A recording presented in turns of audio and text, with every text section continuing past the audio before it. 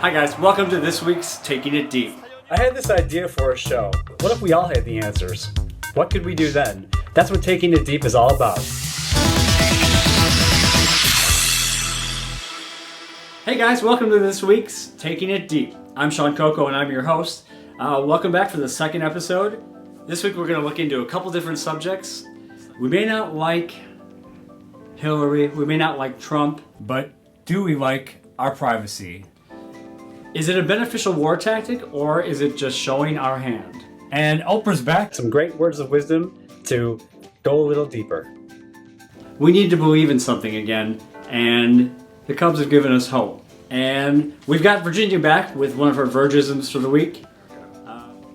Let's take it deep.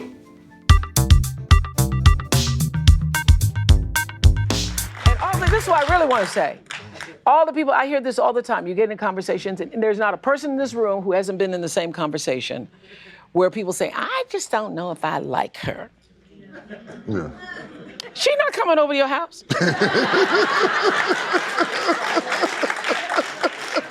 You don't have to like her. Mm-hmm. You don't have to like her. Do you like this country? I hear you. Do you like this country? Mm-hmm. You better get out there and vote. I love this country. We make is that if there's going to be anything that impacts the outcome of this election between now and Election Day, it could be WikiLeaks. It could be. And it's interesting because I don't think that Julian Assange's alliance with the Russians is about having pro-Russia sympathies necessarily. Right. It's all about his vendetta against Hillary Clinton. After 17 intelligence agencies in our government, both military and civilian, have confirmed that Russia has engaged in cyber attacks against Americans. Or did it in the wrong way. But the fact is, we have this information now, and we no longer get the luxury of pleading ignorance. It's like you can't go to SeaWorld and pretend that Shamu's happy anymore, when we now know at least half the water in her tank is whale tears.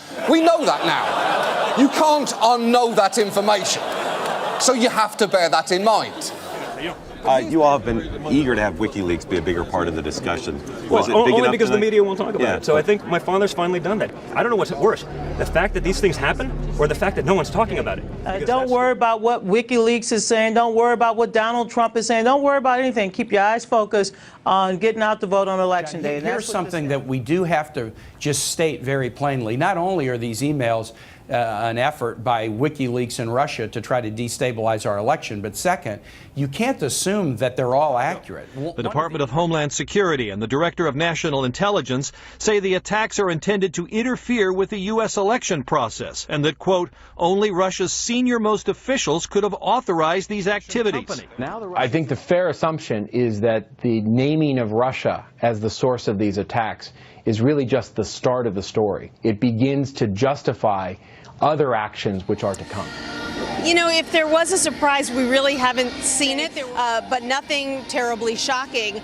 So either they oversold what they had or they still haven't released the true surprise.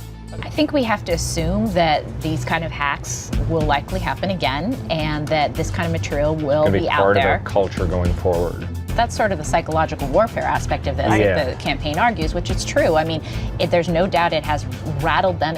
Is everyone going to have to be on guard for this kind of hack in the future? Why can't they do it quietly? Why can't they do the attack, make it a sneak attack, and after the attack is made, inform the American public that we've knocked out the leaders, we've had a tremendous success. He's got a point there. On NBC News this past week, they were actually giving how we were going to counterattack the cyber attacks from Russia. Giving our plan of how we were going to carry out the cyber attacks on Russia. They're saying, how stupid is our country? There are sometimes reasons the military does that. Psychological I can't warfare. Think of any. I can't think of any. It might be to help get civilians out. And is it a beneficial war tactic or is it just showing our hand? Why can't they do something secretively where they go in and they knock out the leadership? Why would these people stay there?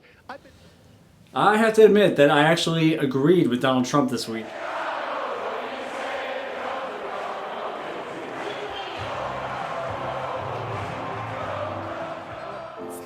I'm not a Cubs fan, not a sports fan, nothing, but the Cubs win in Chicago this week really is what the country needs right now.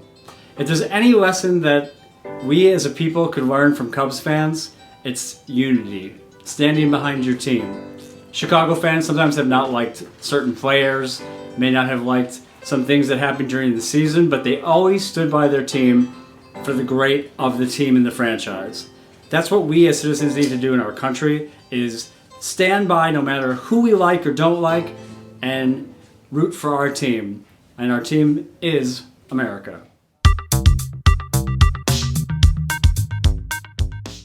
I'm really proud of the people that stuck by their team.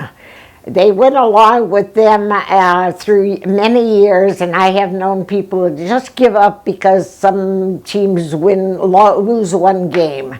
These Cubs have survived the criticism of people through the years, and they finally came through. For Taking It Deep, this has been Shawn Koko. Thank you all, and we'll see you next week.